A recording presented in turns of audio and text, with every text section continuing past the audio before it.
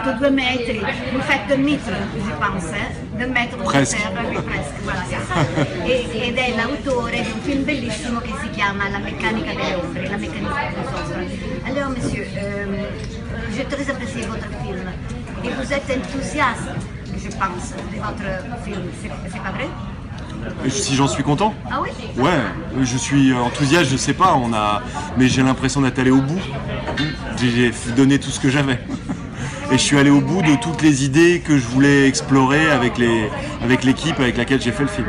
J'ai trouvé un peu de Kafka dedans parce que Kafka me fascine toujours, mais la mécanique des ombres est un peu fait comme ça, avec cette arrière-pensée.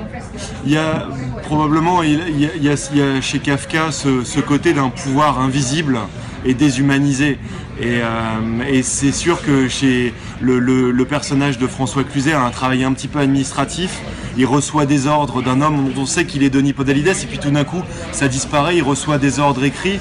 Et il y a probablement, voilà, ça, je pense, c'est très inspiré de l'atmosphère des films de Kafka. Je pense que le film après est aussi un film de suspense, ce n'est pas un pur thriller psychologique kafkaïen, mais il y a ça, il y a aussi peut-être parfois un peu cette ironie kafkaïenne où des toutes petites choses absurdes peuvent décider du destin d'un homme.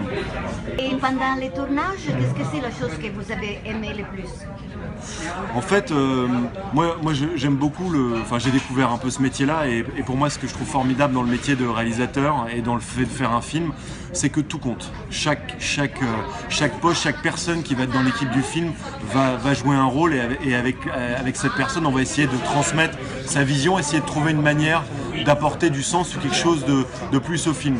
Après, au fond, les moments les plus forts, ça reste quand même avec les acteurs.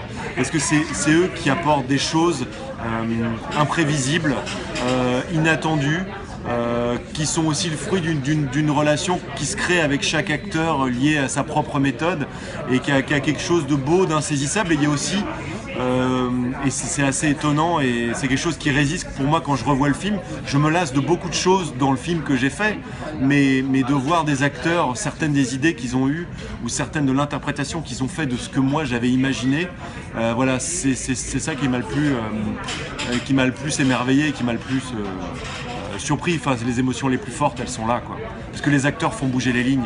Dès qu'ils rentrent dans les pieds d'un personnage, ça a beau être fidèle à ce que à ce qu'on a écrit, tout d'un coup, ça prend vie.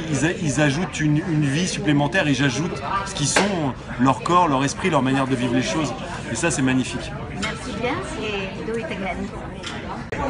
Bellissima Alvaro Watch, che ha una bella parte in un film che a noi è piaciuto moltissimo, La mécanique des ombres.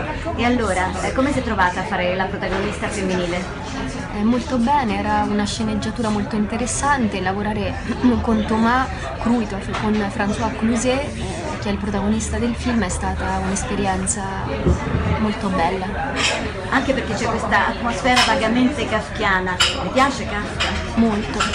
Sì, la parabola di questo personaggio ricorda la parabola di molti personaggi di Kafka, un uomo ordinario che si trova coinvolto in un caso di spionaggio politico, la paranoia, l'isolamento. Sì, c'è molto Kafka dentro questo film. E anche l'angoscia, l'ansia, la paura, sì.